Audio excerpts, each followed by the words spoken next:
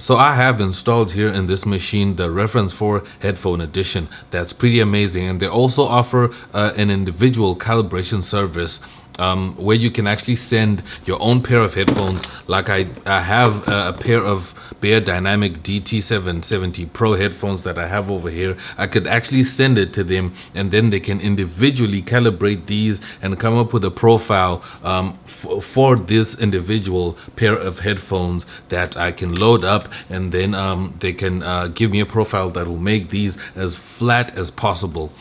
And then they have the premium bundle where you can get the microphone and a pair of headphones, just like these Sennheiser you can see there on the picture. So you get the whole complete set with the software and the calibration microphone for you to calibrate your studio. And then you can also get studio headphones with the software that you can use, and you'll be sorted. And that is like their premium bundle that you can get. So there's two ways you can use the software. You can use it system wide, or you can use it as a plugin. That's really dope. I think that's really amazing. So you can choose how you want to use it. And when you use it system wide, it means that you install it, and then your whole output, everything that's coming out of your computer is going to be calibrated using the profile that you're going to have loaded onto the reference 4.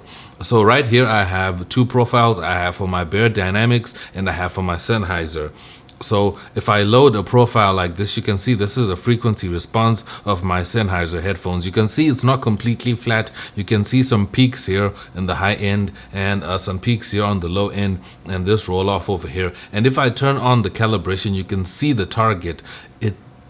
This is the simulated frequency. It's like totally flat, and you can see the roll off at the end here.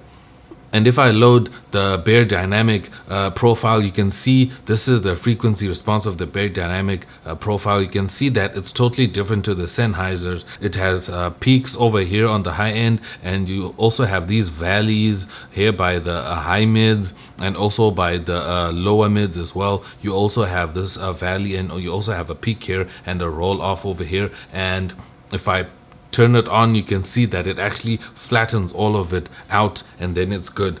So I'm just going to put on these headphones and we're going to try it out as a plugin. And I think this is the way that is actually pretty dope. If you're going to be working on music and you're trying to get a mix going, you just load it up as a plugin in your DAW. It could be FL Studio, it could be Reason, it could be whichever software that you use that takes VST plugins.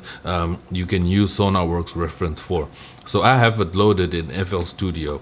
So all you just have to do is just drag it and drop it onto your master channel. Make sure it's on the last slot. So right here I have it on the last slot right here. And I've been using these Beyerdynamic headphones for a while now, and I'm pretty familiar with how they sound. So I'm going to try these ones first, and I'm going to see how they actually sound first.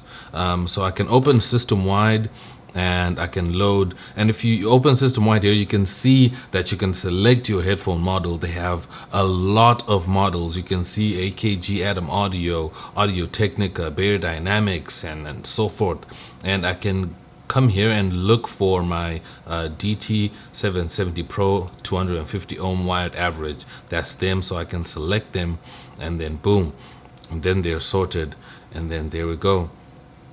So there we go, they actually loaded. So you can load your profile on the system wide first before you load it on your plug-in version. So let me just connect these. So right now it's off, and as you can see, this is my frequency response. That is the average of the Beyerdynamic DT770 Pros.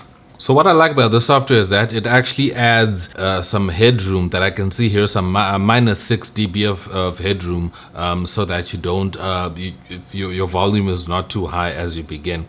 So this is how my headphones sound without any processing on them. Then I'm gonna turn this on. Wow.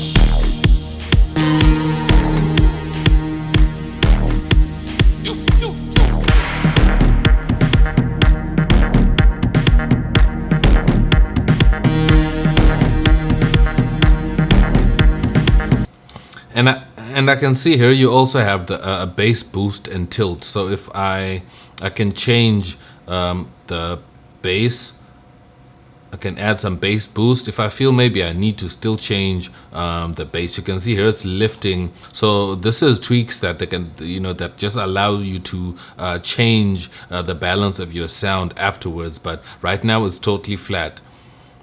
So I can turn that off, and I also have some predefined target curves here that you can use, like this one you can see here. It's different, and then you also have an X curve. So depending on your setup, you also have these, and you also have a mono switch that you can use if you want to listen in mono.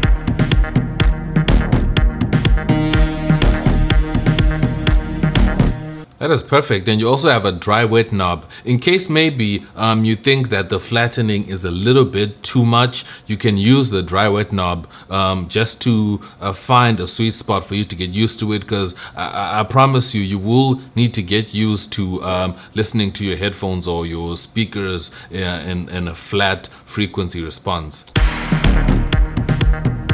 So you can see what it's doing here. So that's flat. That's all the way dry. That's like close to 50%. That's pretty amazing. It's pretty cool to see what the software can do. And as you turn the dry wet knob, you can see the headroom is also changing. That is pretty awesome, and they totally sound flat, because I know that my Bear Dynamics have these peaks in the high end that I always hear. I know that they're very bright headphones, and it's all fixed as soon as I use this calibration software. It all goes away and they sound perfectly flat. Now let's try the Sennheisers. And what I love about the Sennheisers, they come with this jack that turns it from a 1/4 inch to a TRS. So I can just take that out, plug into my other interface.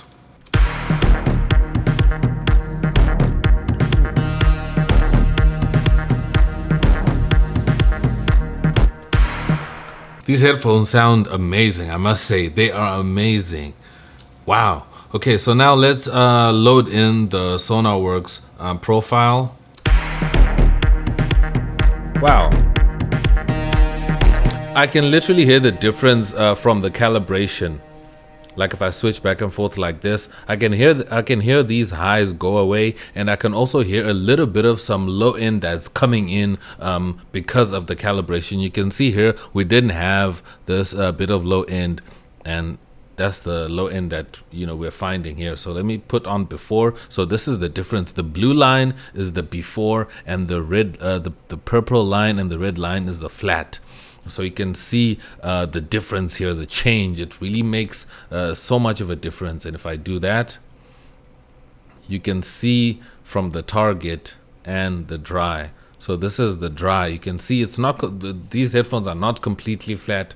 And if I do that, then they are completely flat. So what you want to do is you want to load this plug-in on your last slot on your master bus. So I have it right here after my mastering. Then I have the reference for, so I can get a good flat response from these headphones. And you don't want to put them before the mastering, because it's not really going to work. It's going to change the sound of the profile. So that's the thing. And you also have a mono switch, and I've spoken about mono here on the channel. You can check out that video, why you might want to mix in mono. That's a pretty dope thing. It's very easy to use. So it's a very intuitive software that you can use, and you can also upgrade to the studio version if you want to calibrate your studio monitors. If you work mostly on studio monitors to mix, you have to purchase an activation key from them. So thank you guys so much for watching this video. I'll see you in my next video. Remember to give this video a thumbs up if you like this video, and also subscribe if you're new here. I'm gonna see you guys in my next one. I'm X, and I'm out.